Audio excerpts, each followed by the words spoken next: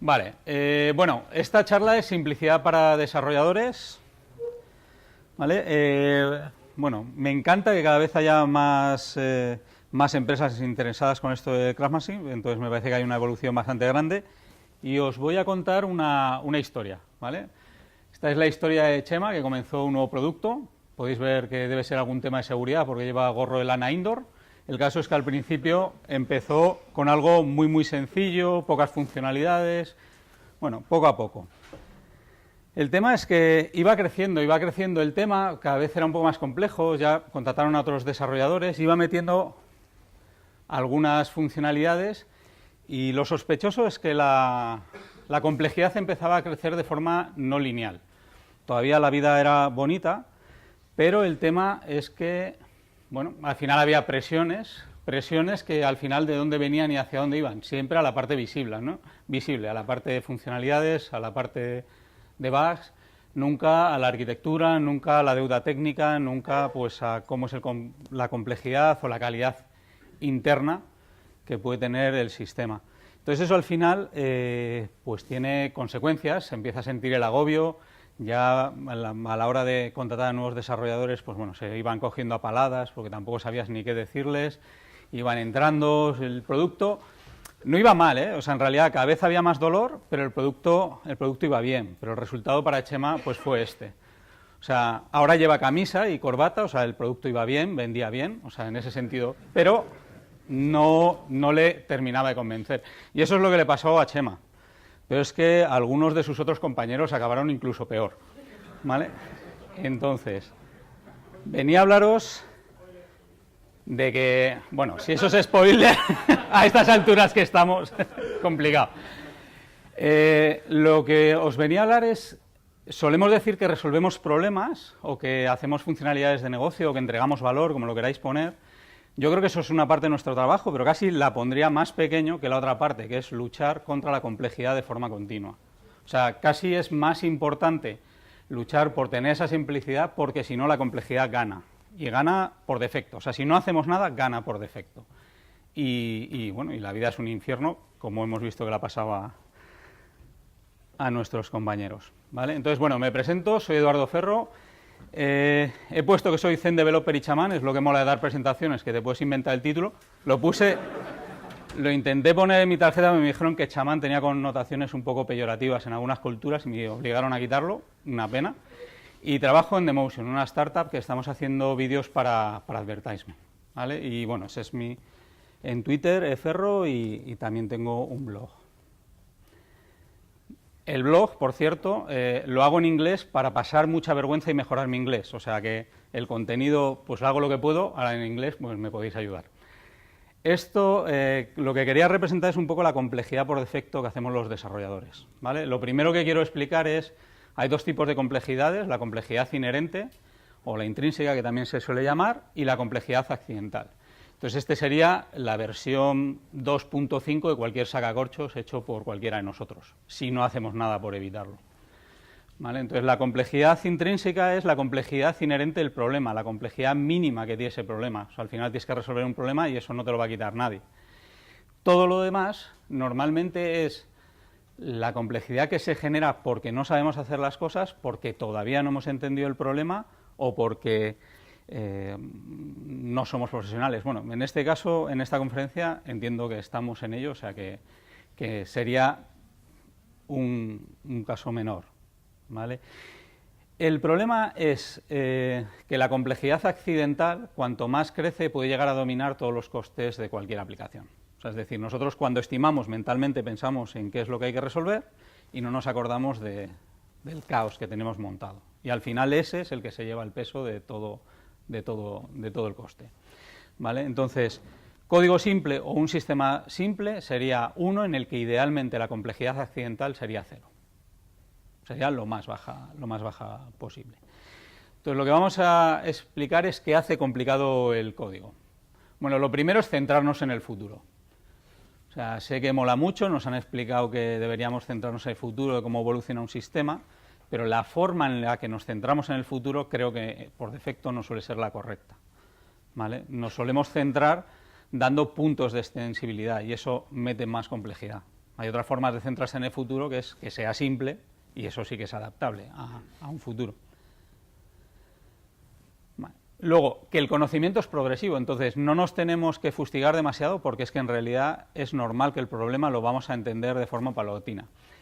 Si el conocimiento no es progresivo y lo que tenemos que resolver ya sabemos cómo se resuelve, en realidad no deberíamos estar haciéndolo. Debería ser una aplicación ofimática ya hecha, o debería hacerlo otra persona, o no hacerlo nadie, debería estar hecho. Si no hay nada que se aporte, debería estar hecho. Pero bueno, aquí hay que entender que no somos adivinos. O sea, nuestra profesión no va de esto, entonces lo mejor es adaptarse a los cambios que va a venir y sobre todo, y esta parte nos cuesta mucho más, es abrazar esa incertidumbre. Es lo que más nos suele costar, ¿vale? Otro motivo por el que se suele hacer el código complicado es intentar hacerlo reusable. Me ha gustado lo que Modesto ha comparado, la cantidad de código reusable versus la cantidad de código que se reusa. Es que no hay ni que pensar en hacerlo reusable, excepto que os dediquéis a vender librerías o os dediquéis a hacer un lenguaje de programación. Para el resto del mundo, hacerlo reusable es una cosa que nos la metieron doblada con la orientación a objetos en los 90 y se nos ha ido. No tiene ningún sentido, genera muchísima complejidad y en cualquier caso, cualquier cosa que sea simple es mucho más fácil de a posteriori de hacerlo reusable. Cuando ya has visto 2, 3 veces en que lo estás usando, ya tienes el conocimiento suficiente para realmente abstraerlo. Entonces, hacerlo la primera vez, pensar en ello la primera vez, simplemente es que es mala idea, muy mala idea, ¿vale? Entonces, guardemos la reusabilidad pues para hacer librerías, nunca para hacer el código de aplicación, nunca para hacer servicios. Luego, si ya tu negocio es hacer infraestructura o tu negocio es hacer esas librerías, pues sí, eso es parte de tus requisitos de negocio, pero es solo ese caso y no es el más típico. Si no estamos en ese caso, pues ni de lejos. De hecho, yo no sé si existirá código reusable, me gustaría ver código usable, o sea que ese tampoco es fácil de encontrar. O sea, normalmente cuando vemos las bases de código, la calidad pues suele ser bastante baja. Entonces yo creo que es bastante fácil entender que si nuestro código es limpio, igual toda la conversación que hemos tenido antes como esto sobre cómo hacer los tests y demás, hacen que eso sea fácil luego de extraer, ¿vale? Y luego, por otro lado, pues otra cosa que hace bastante complicado el código es el porno tecnológico o el Curriculum Driven Development. Pero esto me lo salto, ¿vale? Porque somos profesionales, ¿no? Estamos en la Barcelona Software Craftsmanship, entonces me lo salto, o sea, esto aquí no pasa, ¿vale? Bueno, ¿cómo hacerlo simple? Ya hemos visto que es complejo, que es complejidad accidental, que es complejidad inherente y vamos a ver cómo hacerlo simple. Bueno, la primera cosa es hacerlo con poca complejidad. Parece como muy evidente, muy de perogrullo, pero es así. Entonces, ¿cómo se hace de poca complejidad? Pues primero haciendo muy poco, o sea, relajándonos y pensando antes de introducir. O sea, esa parte de pensar antes de hacer las cosas. Entonces, cuanto menos hagamos, pues está claro que esa parte de código no será muy compleja, la que no hagamos. Luego también añadirlo lo más tarde posible. El tema de posponer decisiones y tal, pues hay otras charlas que he hecho con ese tema y creo que, bueno, no voy a hacer hincapié en eso. Y luego de todo lo que ya añadimos, cuestionarnos si sigue teniendo sentido. O sea, el tema de que tuvo sentido en un momento no quiere decir que lo siga teniendo, ¿vale? Luego tenemos que hacer soluciones simples y vamos a ver un poco en esta presentación algunos trucos para cómo hacerlas. Yo entiendo, desde mi forma de hacer y quizás por cómo pienso, me parece que la forma de hacerlo es con aproximaciones sucesivas, pero yo creo que eso también depende de cómo sean los equipos, con la madurez que tengan o cuál sea su tendencia. Hay gente que prefiere darle más a la pizarra, hay gente que prefiere pues codificar y expresarlo con test y tal, eso un poco depende, pero en cualquier caso lo que está claro es que si es aproximaciones sucesivas es más fácil que poco a poco lo vayas amoldando a lo que realmente quieres. Y luego, pese a que hagamos todo esto, aún así la complejidad accidental va a crecer. Si hacemos todo esto a un ritmo mucho menor que en el clásico entorno caótico, ¿vale? O sea, no nos daremos el peñazo en 2 meses, pero sí en cierto tiempo, entonces aún así es muy importante eliminar todo el tiempo, ¿vale? Pero no en grandes ráfagas, no este es el mes del refactor, no, o sea, ese tipo de cosas no funciona, o sea, tiene que ser poco a poco, quitando cada día cualquier cosa y siempre pues cualquier cosa que veas que no tiene, usar mucho la regla del Boy Scout. O sea, yo siempre lo voy a dejar mejor que como lo encontré. Voy a añadir algo mío y además lo voy a dejar un poquito mejor que como lo encontré. ¿Vale? Incluso también eliminando funcionalidades. O sea, bueno, para eso están las métricas, ¿no? Para ver si algo se usa y no se usa. Si no se usa, lo desconectamos. Si en 2 semanas nadie ha gritado, lo borramos. ¿Vale? Bueno, tened cuidado si hay procesos de estos que se ejecutan una vez al año. O sea, eso marcarlos así de alguna forma especial, o sea... Vale, vamos a hablar un poco de cómo hacer aproximaciones sucesivas. Entonces, para hacer una aproximación sucesiva, lo que tienes es que ver el contexto, entender un poco, intentar solucionarlo y parar. Y ese parar, el saber cuándo parar, es una de las cosas que es un poco difícil. ¿Vale? Entonces, para eso yo tengo la regla de que es suficientemente bueno, y aquí el tema es, bueno, si tiene test, se entiende y es pequeño, pues ya está, si es que no me importa. Ahora, cuando ya estás en ese estado, para mí lo más importante es que vaya a producción y que tengamos feedback, porque eso decidirá si sigo ahondando en esa funcionalidad o me voy a otra, o incluso si la retiro, porque también existe esa posibilidad.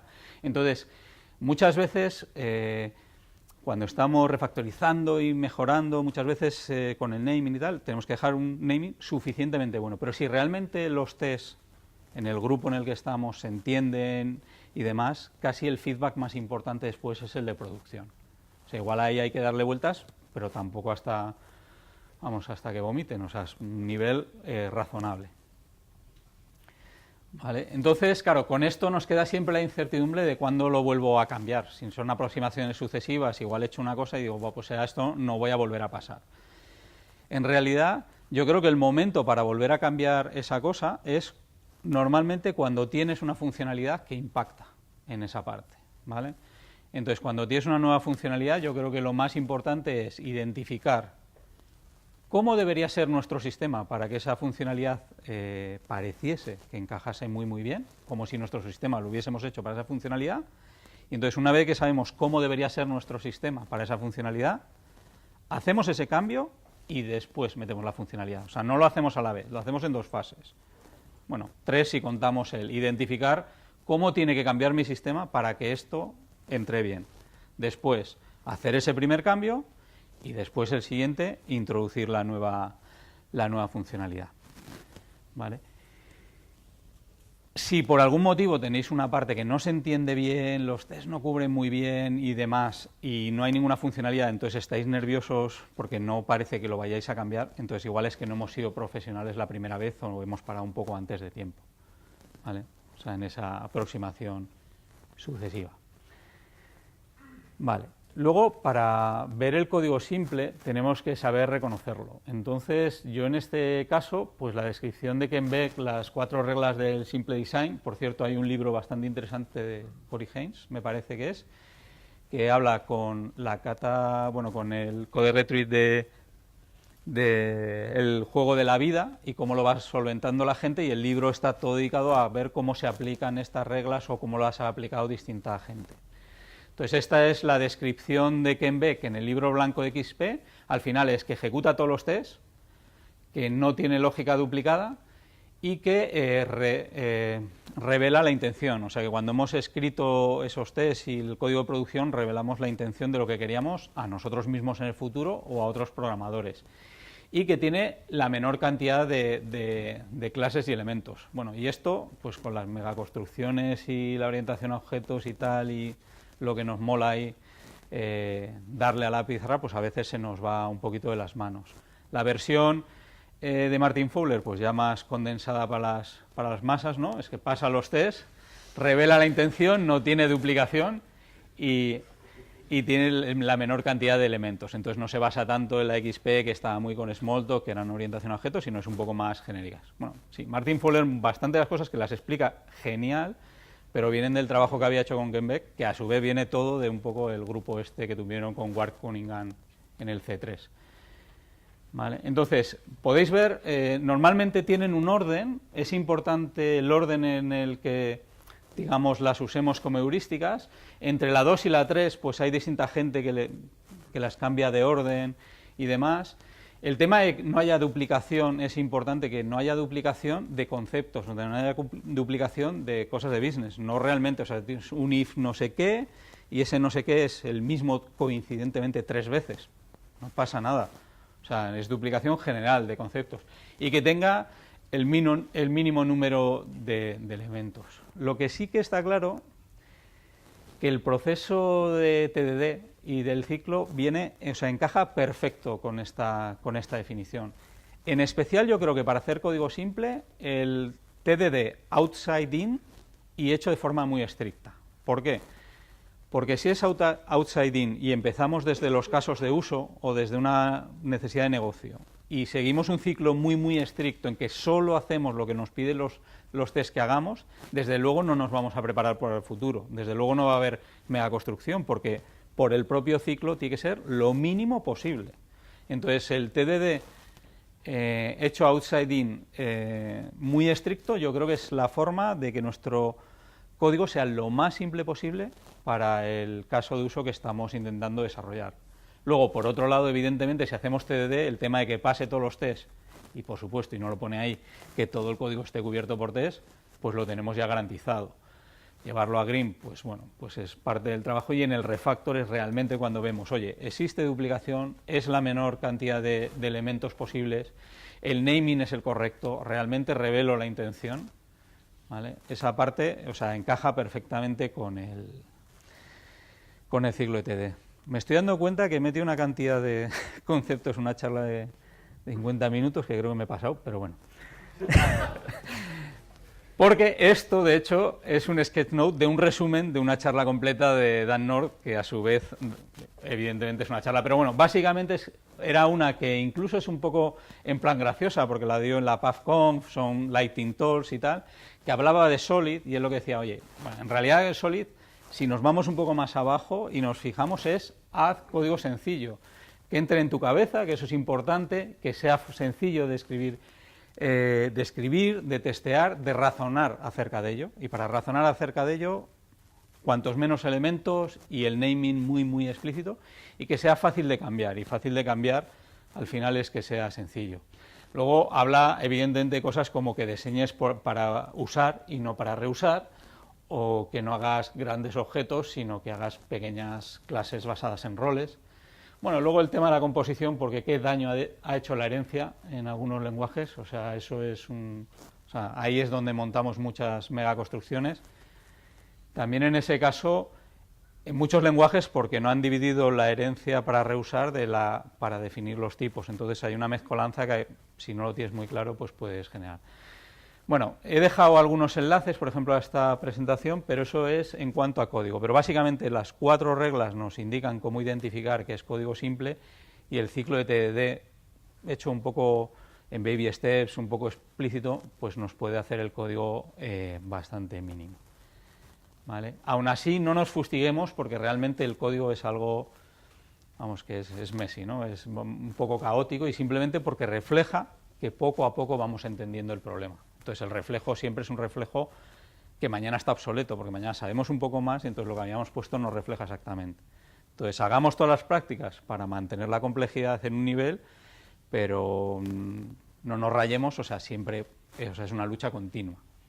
¿Vale? Vale, voy a otro nivel, porque esto que hemos visto a nivel de código también está a nivel de arquitectura, también está a nivel de sistemas. Entonces realmente hay 2 vertientes en arquitectura. Una es hacer un sistema, bueno, definición de arquitectura, bueno, puede ser o bien el conocimiento compartido que tiene un equipo sobre un sistema, esa es una de las definiciones, y hay otra que se centra en cosas que son percibidas como difíciles de cambiar. Nos vamos a centrar en esta segunda.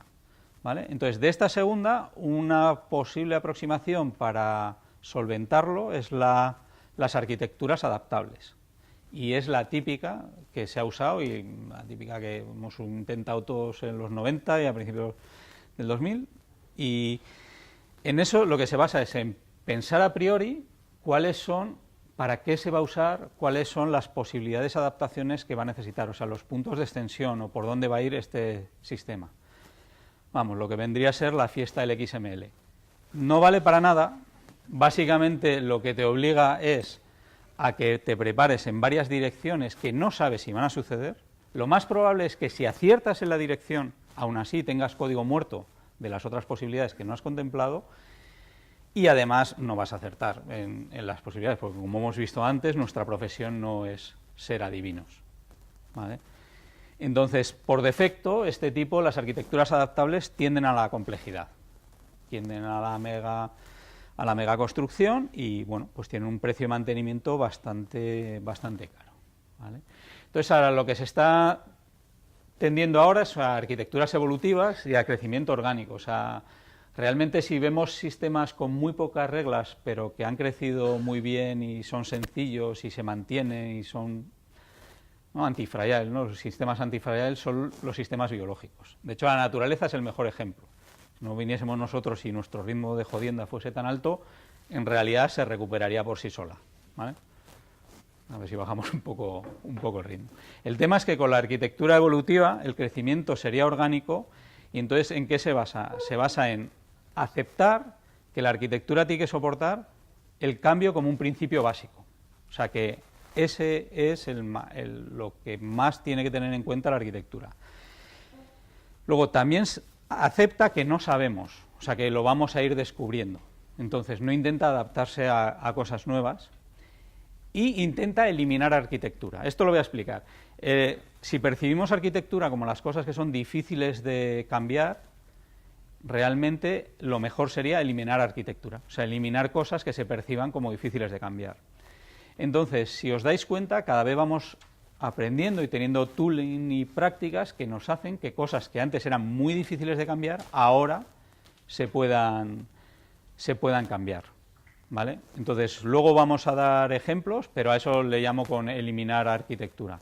También tenemos que tener en cuenta que incluso podemos hacer cosas como testing en producción, validaciones en producción, o sea, cosas así. ¿Vale? Vale. ¿Qué es lo que necesitamos para ello? Bueno, para empezar tenemos que tener muchas herramientas. Si la única arquitectura que conocemos es un por capas y una solución LAMP, la verdad es que pocas veces vamos a acertar, solo si cogemos problemas de eso. Es otra solución, ¿eh? O sea, hay empresas que dicen, yo soy una consultora especializada en Django, entonces si me das un problema que se solvente bien con Django, perfecto, es una opción. Pero si queremos ser de propósitos generales, tenemos que conocer muchas soluciones, conocer muchas prácticas, conocer muchas distintas arquitecturas para poder elegir la mejor que se adapte. No digo usarlas, no digo porno tecnológico, no digo ponerlas ahí todas ni hacer currículum, ¿vale? Entonces, ahora mismo con todo ese tooling lo que hemos conseguido es eliminar mucha arquitectura. Igual los más mayores del lugar se acordarán que toda la definición de datos, los esquemas de bases de datos antes eran parte de la arquitectura y se hacían al principio del proyecto. ¿Por qué? Porque no sabíamos hacer refactoring de base de datos. Entonces, al final, eso es a lo que me refiero con eliminar arquitectura. Por ejemplo, el decidir cuál es el lenguaje de un sistema, pues es algo que sigue siendo difícil de cambiar, pero cuando ya hablamos de microservicios, cuando ya lo dividimos en partes, cuando hablamos de Docker, cuando hablamos de este tipo de cosas, resulta que algo que antes era arquitectura en su máximo esplendor, deja de serlo y pasa a ser algo mucho más sencillo. Lo mismo con los despliegues, o sea, antes los despliegues eran un evento. Bueno, pues hay técnicas, ¿no? El rolling deploy, el Greenblue, como lo hagamos, para hacer continuous delivery, no tener downtime, entonces algo que antes era arquitectura, pues deja de serlo, ¿vale? Luego, aún así, y nos pasa lo mismo que nos pasaba a nivel de código, pero a un nivel más alto, los sistemas que crecen orgánicamente, como habéis visto, son pues muy adaptables, lo cual es genial, pero incluyen un mantenimiento, ¿vale? Y la metáfora de la jardinería no es arbitraria, o sea, al final es un sistema vivo, un sistema que tenemos que estar todo el rato adaptando, podando y demás. Y sin fustigarnos, o sea, asumir que va a haber partes que se van a quitar, ¿vale? O que no van a tener sentido. Entonces implica que tendremos que refactorizar y que tenemos que entender y controlar nuestra deuda técnica en todo momento, ¿vale? Sí.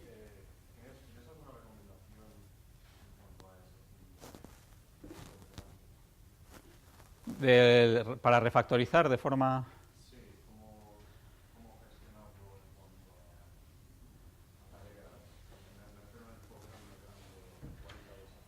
Pues, por ejemplo, nosotros tenemos una matriz en la que vamos identificando cosas que nos huelen medianamente mal, le damos una serie de pesos y también respecto a urgencia y demás, y luego a cuánto afectan a distintas partes del sistema con respecto a qué vamos a tocar del sistema a corto plazo. O sea, usamos mucho lo del Boy Scout, o sea, normalmente tenemos identificada cierta deuda técnica en ciertos servicios y cuando hay una funcionalidad que impacta esos servicios, incluimos esa parte. Entonces, digamos, en esa matriz, en una hoja de cálculo, pues puedes tener un poco priorizadas esas y con valores de a dónde van impactando o a qué partes afectan más y cuáles son los costes. Luego también tienes que ver hacia dónde va el negocio y dices, pues mi negocio va hacia estos servicios. Pues esos servicios son, en cuanto los vaya a tocar, tengo que saber que tengo que entrar ahí. Entonces, bueno, primero que lo toque, pero como una decisión de equipo. O sea, todo el mundo sabe qué es en ese equipo, todo el mundo lo primero cuando va a haber una nueva funcionalidad tenemos que pensar en cómo va a afectar a lo que ya tenemos o cómo sería el sistema que tenemos para que esa funcionalidad entrase bien, cómo lo haría. Entonces, en ese proceso, oye, pero acuérdate que teníamos esto, espera, vamos a revisar ahí, oye, sabes que tenemos esto y eso. Y luego, de forma de arquitectura general, pues hay formas de centrarte en que se pueda estar cambiando todo el tiempo. O sea, hay decisiones de arquitectura que hacen muy fácil ciertas cosas versus otras. O sea, si haces un event sourcing, sabes que tienes A, B y C más fácil que otras cosas, pero que tienes la complejidad. Entonces, cuando conoces muchas herramientas, eso te lo va a definir. Nosotros usamos también bastantes parallel chains y tampoco tengas miedo en si una parte del bosque se ha quedado un poco podrida, pero puedes redirigir las peticiones poco a poco hacia otro lado, pues dejarlo que se vaya y luego darle cera a esa parte en bloque. Cuando los bloques, cuanto más pequeños sean, está claro que los puedes recuperar más fácil y tal, pero bueno, pues si de un bosque se mueren 3-4 árboles y nacen otros, el bosque continúa. Pero bueno, tenerlo así a nivel de equipo, una matriz y con las opiniones de la gente y cómo afectan en cada sitio, yo creo que ayuda. No digo ya estimar y hacer muchos, sino tenerlo delante de las retrospectivas, tenerlo delante cuando tenemos conversaciones de ese tipo, yo creo. Vale. Bueno, entonces, al final lo que quería transmitir es que al final los sistemas evolucionan y cambian de forma continua, pero ¿no? El río permanece, va cambiando, todos los años va cambiando, todo el tiempo, pero el río permanece. Entonces, si entendemos los sistemas así como algo vivo, algo que tiene deuda, que todo el rato tiene partes, ¿no? Como un sistema biológico, pues yo creo que es más fácil adaptarte al cambio. Luego, por otro lado, la supervivencia no está garantizada del proyecto entero, pero si dividimos en partes de cada una de las partes. O sea, cada una de las partes debe todo el rato defenderse a sí mismo de por qué está ahí. O sea, no es gratis. Había una funcionalidad, ya nadie la usa, pues puerta. La usa muy poca gente, pues vamos a ver si les empujamos a usar esto de al lado y le podemos dar matarile a esos servicios. Entonces, nos tenemos que estar planteando todo el rato ver si los podemos quitar, ¿vale? Y la supervivencia de nada de lo que tengamos, sea funcionalidades, códigos, componentes, clases, debería estar garantizada per se. Esto tiene un pequeño problema para nosotros. Todos los que estamos aquí estamos porque somos bastante apasionados con resolver problemas técnicos y con las soluciones. Entonces esto tiene el problema de que es bastante fácil tener mucho apego por las soluciones que hacemos, o sea, enamorarnos de las soluciones. Pero tenemos que pensar que lo que tenemos que defender son las funcionalidades, el valor que aporta y desapegarnos. Es fastidiado porque tienes que hacer el código con toda la pasión que puedas y todo lo mejor que puedas y según está en producción y está obteniendo un valor y demás, desapegarte lo más posible para que no te cueste pegarle un zarpazo y mandarlo a tomar por saco si eso es lo que se merece, ¿vale? Y luego, una cosa importante es que pensemos fuera de la caja. A veces, si el problema que tenemos que solventar es complejo, hay una opción que es intentar cambiar el problema. O la solución que queremos hacer es compleja, hay una opción que es intentar cambiar el problema. Y eso muchas veces no nos lo cuestionamos y yo creo que es casi lo que más simple puede hacer un sistema. O sea, cuando desde negocio se nos plantea un problema, podemos buscar un problema alternativo, pero con una solución ya conocida o mucho más pequeño o que no tenga. O sea, ese pensamiento, que ahora voy a poner algunos ejemplos, pues yo creo que es bastante importante. O sea, si algo tiene una complejidad inherente alta, bueno, primero entiende muy bien el problema, segundo, intenta plantear problemas alternativos. Si planteas 2, 3, 4 y esos 2, 3, 4 los das con costes, seguro que hay una conversación rica a ver cuál se coge y cuál se usa. ¿Vale? Entonces, bueno, ejemplos de este pensamiento fuera de la caja. ¿Cómo identificar los puntos de fallo de un sistema? Pues eso es un problema bastante difícil de resolver, ¿no? Hay que buscar dónde puede caer, el fault tolerance y tal. Hay un problema más fácil, es inyectar fallos, ¿vale? Poner las herramientas para ver cómo gestionar esa inyección de fallos, pero es un problema mucho más fácil de resolver y fuerza y soluciona el otro, pero es otro problema, ¿vale? Por ejemplo, mantener el estado, la configuración de los servidores. Pues si habéis estado en la primera de la mañana, pues Puppet, Chef, Ansibles, o sea, es un problema muy difícil calcular qué debería tener un servidor con respecto al estado que tiene ahora. Hay otro problema mucho más fácil, es hacer servidores inmutables y punto pelota. O sea, si estamos en el cloud, seguir haciendo lo otro no tiene absolutamente ningún sentido. Resolver el cómo despliego una nueva versión en un container es muchísimo más fácil que intentar poner en un estado concreto o mantener a lo largo del tiempo un servidor en un estado. Entonces, cambias el problema, cambias la solución y es muchísimo más sencillo el resultado. Y además es un open close de toda la vida. Entonces, al final, destruir y recrear pues es una solución. Lo mismo en calcular cambios de estado. Si tu negocio se basa mucho en muchos cambios pequeños de estado, ¿vale? Está la posibilidad de ir calculando esos cambios de estados y guardarlos en la base de datos y calcular todo eso, o almacenar eventos, y ya veremos hacia dónde va el sistema. Entonces, no siempre es la solución, mete una complejidad desde el principio, pero para ciertos tipos de problemas, si los entendemos bien, es una solución que es muchísimo más sencilla, ¿vale? Y más fácil de mantener. Otro caso, por ejemplo, supervisión para resolver fallos parciales. Pues la solución que está inventada es aceptar el fallo y resolver otro problema parecido, que es reiniciar a un estado conocido y a tomar por saco. O sea, no digo que no investiguemos qué es lo que ha pasado con ese problema, no digo que no veamos por qué hemos llegado a esa situación, pero una vez que has llegado a esa situación y todo el estado está incoherente, los servidores no sabes ni por dónde van, es mucho más fácil volver atrás. Entonces eso es cambiar un poco la forma de pensar y cambiar cuáles son las soluciones que damos, ¿vale? Este, por ejemplo, es un ejemplo un poco más concreto. Pues la startup en la que estoy generamos vídeos y hay temas de escalabilidad. Entonces, para escalar o desescalar las distintas fases de los pipelines, pues hay una opción que era la que se planteaba inicialmente, que es calcular el trabajo pendiente, ver qué tipos de máquinas, calcular cuánto traga cada máquina. Vale, hay otra solución que es pasar de todo, calcular en el moving average qué es lo que está saliendo en los 5 minutos, o sea, los 5 anteriores, con lo cual puedes suponer, tengas las máquinas que tengas, que más o menos vas a seguir a la misma velocidad los 5 siguientes. Entonces, si metes el doble de máquinas, pues irá el doble de rápido. Entonces, en vez de intentar calcular cómo son de difíciles o de detallados esos trabajos, porque cada trabajo es distinto, los tipos de máquinas que tienes, pues la otra solución es mucho más sencillo y decir, vale, si con lo que tengo salían 10 por minuto, pues con el doble deben de salir 20, y vas haciendo ese cálculo de forma continua y tienes una solución más sencilla, pero además puedes meter cualquier tipo de máquina, cualquier cambio y no tienes por qué hacer ningún cálculo, ¿vale? Entonces, bueno, en principio,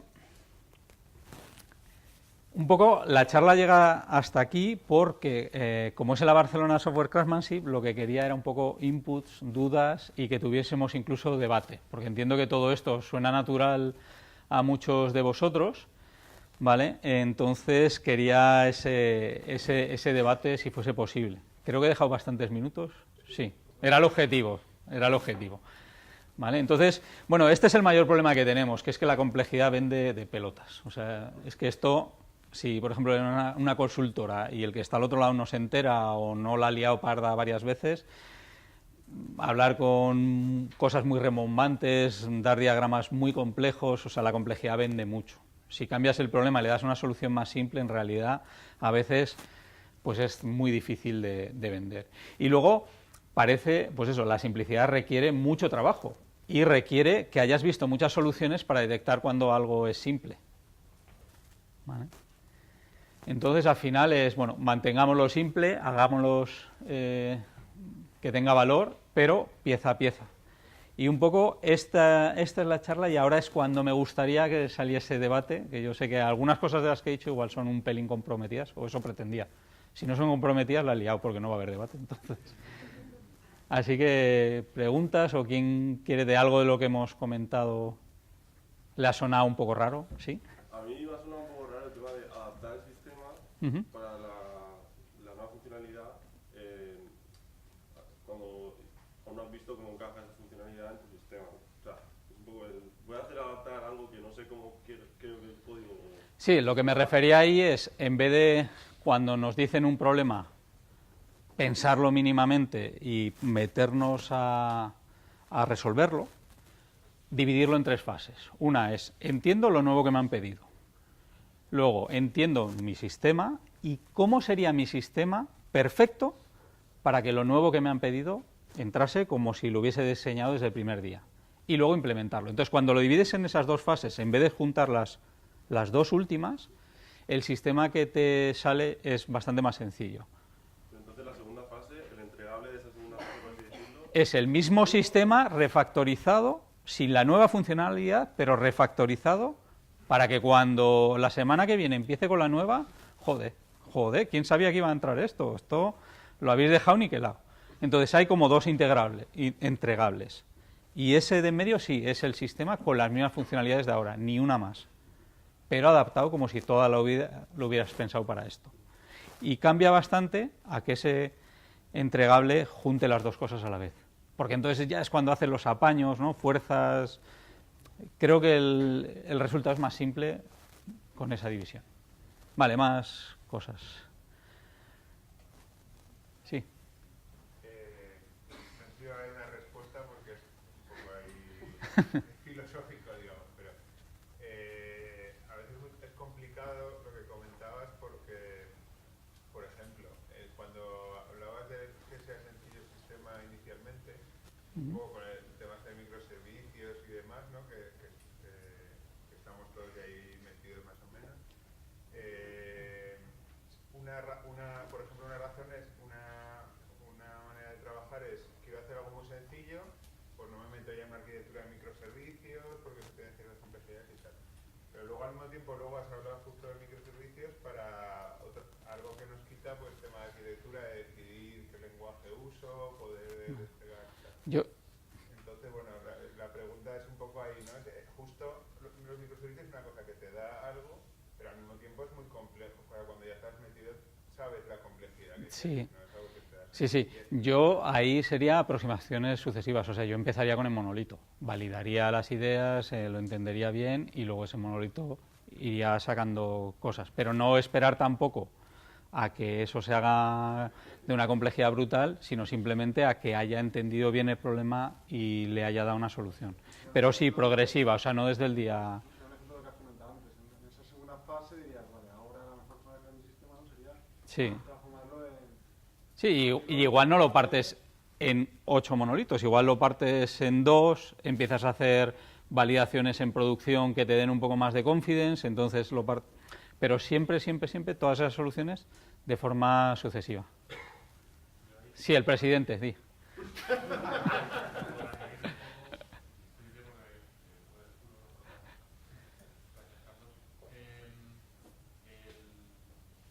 El monolito al final es enfocado como un mecanismo de separación física, pero pensemos que nosotros luego nuestro monolito puede ser, o sea, debemos separarlo adecuadamente de manera lógica.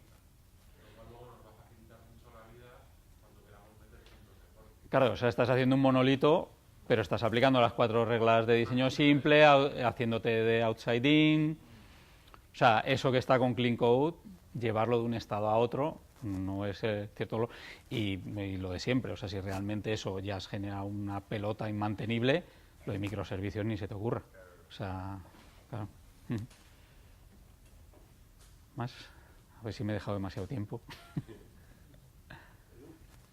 Todo este proceso que has contado y todo lo que has dicho, al final también sí que hay algo, sí que es muy importante que a veces no se da, ¿no? El que tengas que tener un conocimiento muy amplio del negocio, el que tú como desarrollador, para sacar, dices, hay que hacerlo no complejo, pero yo tengo que saber dentro de mi negocio qué es complejo y qué no es complejo, ¿no?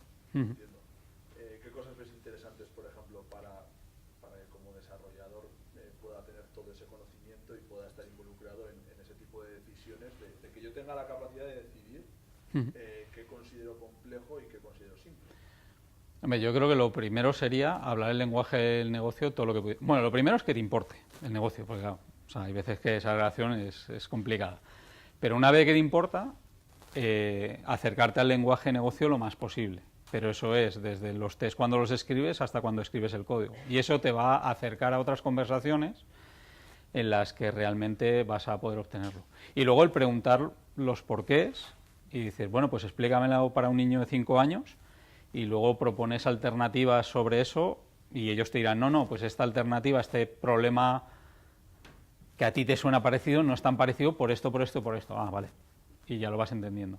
Pero yo creo que en cuanto ya tenemos de forma consciente, ¿no?, las prácticas de XP de involucrarnos en negocio y a intentar hablar con ese lenguaje todo el tiempo, ya automáticamente dejamos de hablar del último flag del ORM y de nuestras mierdas y empezamos a hablar. Entonces, casi sin quererlo, yo creo que vas yendo hacia esas conversaciones. Pero te tiene que importar. O sea, si tú entras a un sitio y estás por el porno tecnológico y hablando de esto y no te importa, esa conversación va a ser muy complicada. Sí. Yo quería preguntar cómo conocer todas esas arquitecturas sin tener que hacer una de cada. Pues hombre, yo supongo que también depende mucho de la empresa en la que estés, lo abiertos que estén y que tu propia arquitectura te pueda facilitar el hacer cambios pequeños. Y luego también yo creo que catar arquitectura, hacer cosas fuera, ir a meetups, o sea, se supone que nosotros aquí somos gente que estamos bastante apasionados por eso y nos interesamos. Sí que es verdad que, claro, al final, dentro de tu carrera, depende por dónde pases, vas a ver algunas cosas y hay otras que no. Hay veces que igual en el sitio donde estás no te llega a satisfacer todas esas curiosidades. Y hacerlo a expensas del cliente o a expensas de que eso no funcione, no creo que sea la alternativa, no es ético.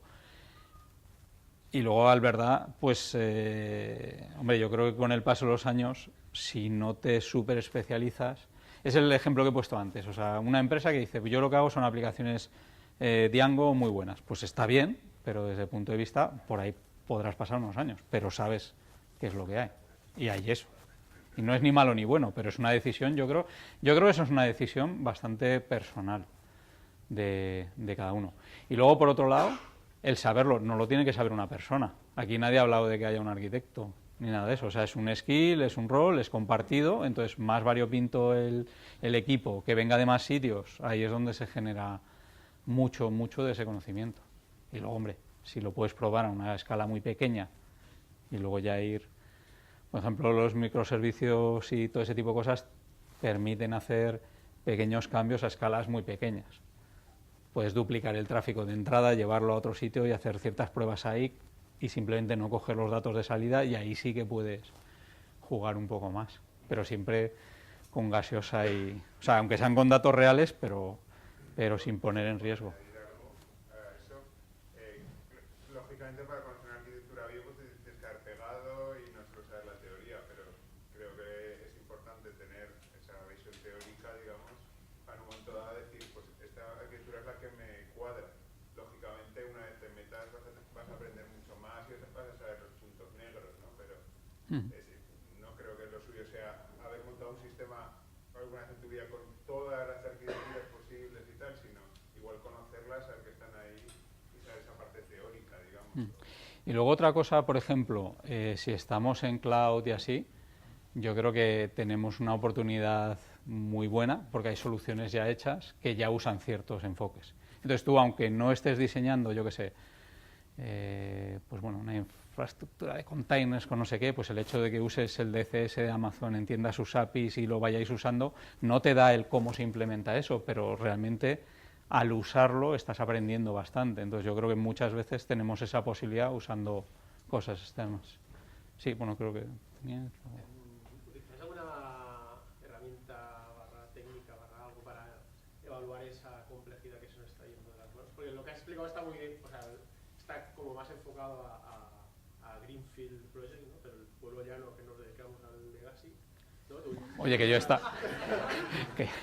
empresa, ¿no? He estado sacando patatas también, sin problema ninguno. A ver, yo he usado herramientas, o sea, no de forma sistemática, pero para hacer, digamos, investigación las he usado muchísimas veces. O sea, pues análisis de códigos estáticos, complejidad ciclomática y tal. Pero nunca las he usado, ni incluso no creo que sea bueno usarlas como medidas o como medidas de tal, sino, oye, de todas las herramientas que tengo para investigar, me huele esta zona del código, me huele un poco mal, vamos a ver cuáles son los puntos álgidos, luego cruzarlos un poco, bueno, son los puntos álgidos, pero no nos ha tocado nadie en Git desde hace tropecientos años, pues mira que le den, o sea, si hace lo que tiene que hacer, me importa más bien poco. Entonces, usar esas herramientas, que al final creo que es un poco como la arquitectura, o sea, conocer muchas posibilidades, no para automatizarlo, pero sí para hacer investigación. Arqueología de código, de eso, por ejemplo, me acabo de pasar la última semana documentando unos microservicios, bueno, metiendo la metainformación, porque algunos no los teníamos por ahí, y bueno, y haciendo un poco de arqueología. Y han muerto 4 servicios la semana pasada como efecto colateral. Entonces, o sea, al final es que dediquemos un tiempo explícito para hacerlo, pero de forma continua, tampoco tiene que ser en grandes esto. Pero bueno, yo creo que mucho, o sea, la complejidad, pero depende cuál sea el cambio actual, el nivel de cambio actual y el nivel de cambio esperado. Si no va a tener nivel de cambio, pues no interesa demasiado. Sí, no sé si ibas a decir... A mí me preocupaba sobre todo el comentario que hacías de ahora que estamos en una arquitectura de cloud, en la que ya hay, o en un entorno de cloud en el que ya hay arquitecturas como de referencia, ¿no? Pues tenemos las cosas. A mí ese es un concepto que me preocupa bastante, ¿no? Y creo que quizás porque no se expresa o no se documenta bien cuando intentamos explicar una arquitectura, cómo podemos ir también de una manera más incremental o adaptativa desde una aplicación parcial de esos principios a una aplicación 100% de la arquitectura deseada. El problema es que quizá en muchos entornos hay mucha arquitectura enlatada que acabamos usando y que sí que nos lleva a un nivel de complejidad que no necesitamos. Es un poco como con el tema de los patrones. Vale, ahí te doy la razón. Cuando usas una cosa, estás comprando una complejidad, o sea, eso sí, tampoco me parece... Lo que pasa es que para aprender, por ejemplo... ¿Qué te lleva dentro de esto? Y sí, lo comparo sobre todo con los patrones de código, ¿no? Y que tú identificas, como dice Kenbeck, ¿no? un equilibrio de fuerzas, ¿no? Detectas un patrón y dices, pues a full, aquí entra un abstract factory de no sé cuántos a todo lo que ve, ¿no?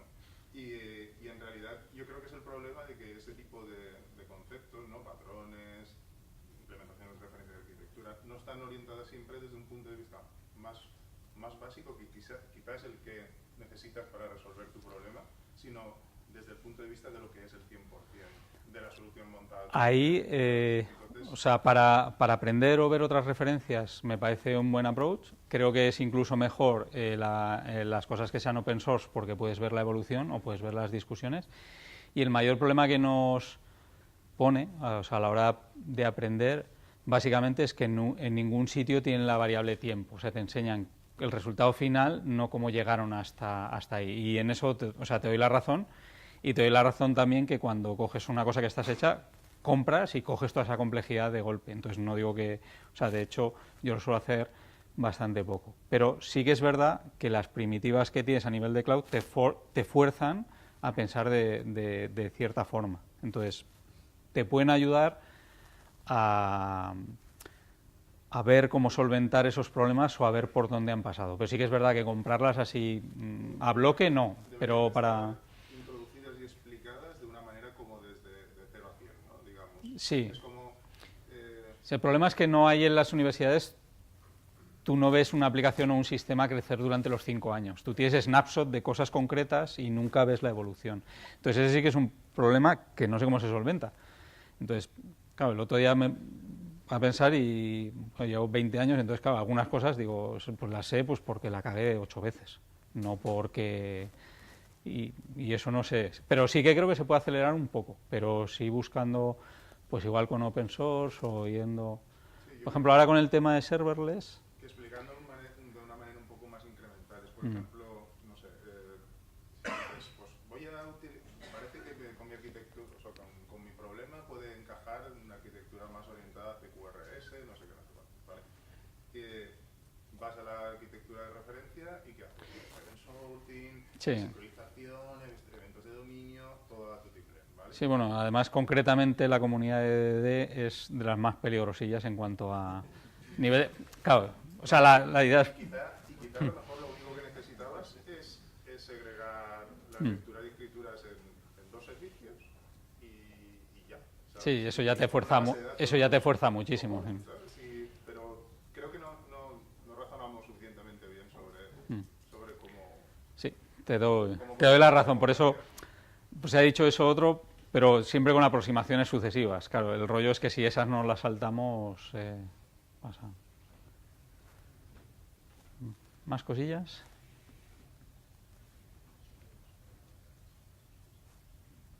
Pues nada, pues entonces muchas gracias a todos.